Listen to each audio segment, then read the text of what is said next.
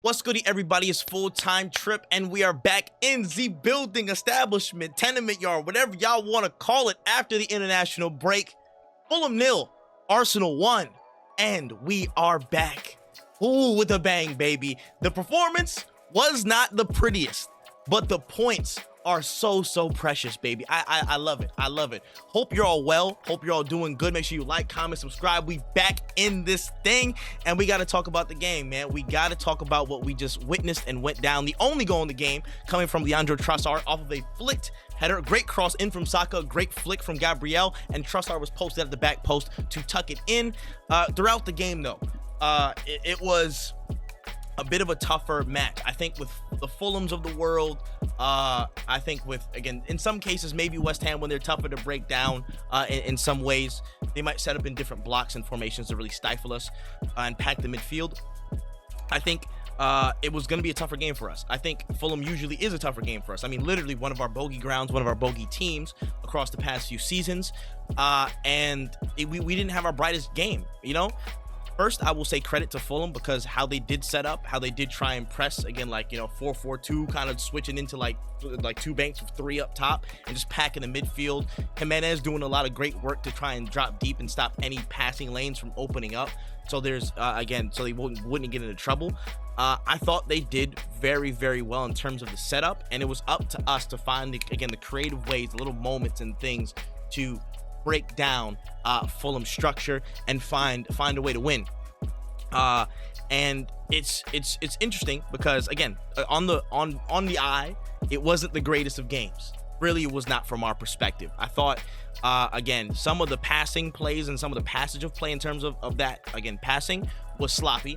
I thought, again, there were some moments where we lost a little bit of composure, not too much, but the structure that we typically play with, the energy that we had, I thought was, again, overall solid. Not the usual levels that we have, but I thought it was enough to grind out the result and get what we needed. Everybody loves to, throw the set piece thing around as if it doesn't exist. Set pieces shouldn't exist. Set pieces are, a dumb way to score or whatever, blah, blah, blah. But they are a way to score, so I don't care. Bro, we could have scored literally off of somebody's ass cheek, off of a set piece. And it could have been from a weird angle, whatever. It counts. It's in there. I get it. And I'm going to be honest. This football journey is a long and arduous path for football fans in general, Arsenal fans in particular with this example. The football can be great at times. The football is going to probably need to be very grindy, ugly, just abhorrent in certain moments to get over the line. There's going to be ebbs and flows. Absolutely. How we played with against Forest, we were playing some great football. How we were playing today, again, there were some moments we were playing with our food. We could have scored more, in my opinion, but overall, it wasn't the prettiest. We're going to see that ebb and flow, and I think people just got to people got to live with that, honestly. People got to live with that. But what I will say is, one thing that you can notice, and I hope people do take notice of, is the absence of Martin Odegaard in games like this. Now, when the midfield is packed and there's kind of a lot of rough passage, or there's rough kind of jump starting of play and the tempo and the rhythm and trying to get forward and pass through lines, that build up. I hope people notice the Odegaard, again, Asgardian-sized hole in midfield, and the switch that kind of goes off when he's there versus when he's not there. When he's there, you automatically see him start to make the adjustments in his mind of, hey, let me just drop a little bit deeper and receive the ball. Try and pull somebody out of position. Let me see if I can get quicker passes. Let me see if I can do that. Again, sometimes doing that by default. I think now he has the options to, again, kind of take it as he needs. And I think with that, he's much the tempo setter in terms of if we're dealing with difficult blocks and we're finding, again, a lot of clogged areas in the midfield. He's the one that takes it upon himself to automatically start to adjust and start to move around and start to direct traffic as he picks up the ball in the first phase, and then everything else starts to coalesce around him and move through, and he can find those pockets, find those spaces quickly. You saw it when he was back in certain stints, how effective he is at that. And I want people to kind of just understand his presence in that setup. The smoothest football we play involves Martin Odegaard, and I need people to understand that.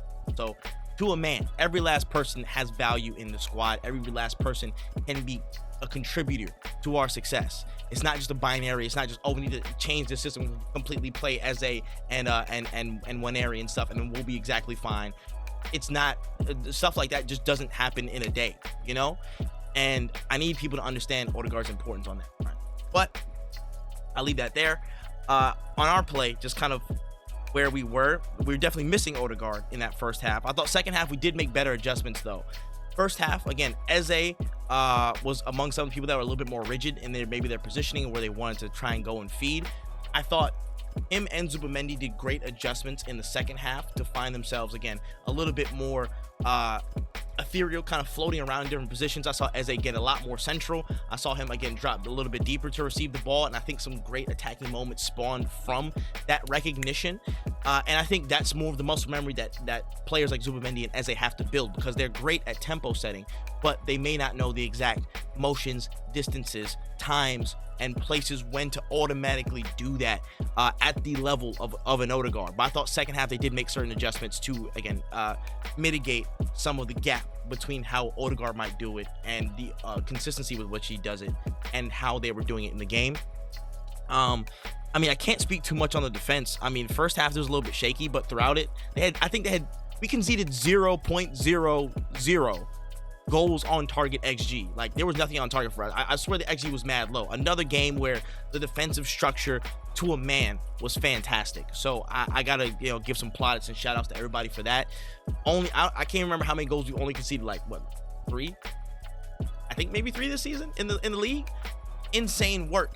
A testament to that level of just grit of pulling out every single stop that's needed to mitigate and stifle a defense when you might be under the cosh, when you might be against the wall, and you need to lock in. So great stuff from that front. Let's jump to standout players, honestly, because I want to talk about just a couple of folks. Goal was disallowed, but let's not get it twisted. Calafiori, again, in games like this, where the mid block is going to be mid blocking, and you need people to have creative moments, you need people to kind of, again, think outside the box and move outside of their own box, literally and pun intended. Calafiori was one of those players today. Calafiori was definitely one of those players. The goal was disallowed, but it was great. But that was a testament to his movement, to his activity. Found himself again on the right-hand side, asking more questions of Fulham's structure and defense to say, hey, what are you going to do if I'm over here? What if I'm taking this shot? And then we can start to file in other players and, again, continue to push the tempo and try and turn the screw on Fulham. I thought he was good. Really, really good amongst the standout players for me. But again, solid performance today. Trossard didn't have the greatest of games, but damn it, he's gonna score goals anyways. I throw my hands up. I said, yo, Trossard ISO ball not working, and I still think that's correct. I still think I'm right in that opinion. But the way he found himself at the right place at the right time to get us that goal, 1-0 to the Arsenal, you love to see it. Who else was there? I want to shout out Timber.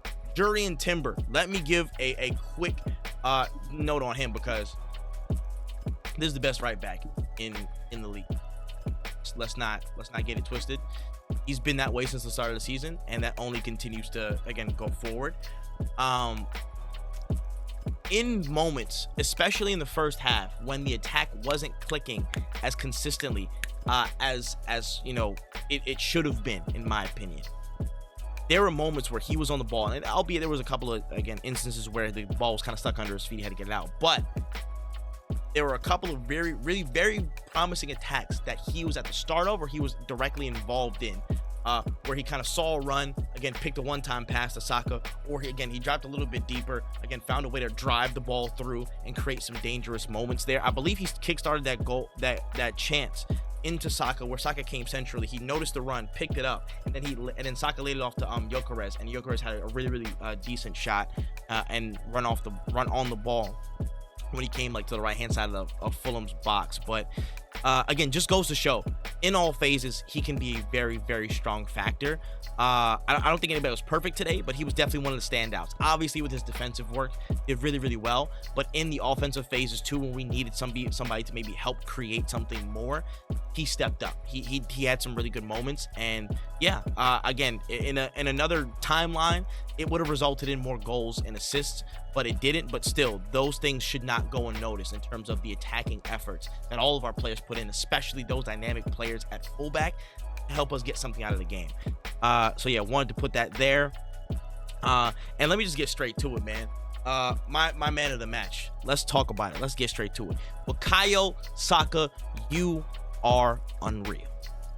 Every single Fulham player that stepped up 1v1 got rinsed. Probably should have had a penalty off of an extra one with Kevin when he came on, but that I'm not even gonna speak on that for real. It is what it is. Clear and obvious, my ass. But